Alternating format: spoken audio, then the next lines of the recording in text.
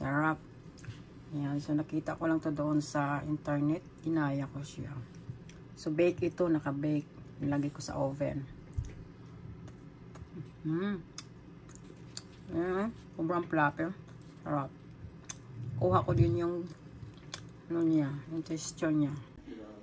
Magluto ako ng banana cake. So, ito yung brown sugar na organic. Then, 2 eggs. Then, ito yung banana. Then, evaporated milk. Baking powder. Baking soda. Then, lagyan ko ng coffee. Tapos, yung flour. Then, brown sugar. Yan. Gagayahin ko yung nakita ko sa internet. Ano, canola oil. Dito ilagay. Lagyan ng evaporated milk.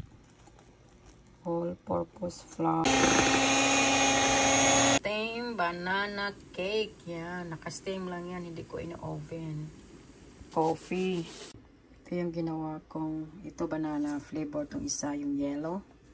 Then sa right side ay coffee flavor. Ito kong banana cupcake. Tapos coffee flavor. Yan. Nag-overflow siya sa pan. Yan. Sa big pan. Then dahil din kasya, nilagay ko yung sobrang laki. Yan. Nag-overflow siya.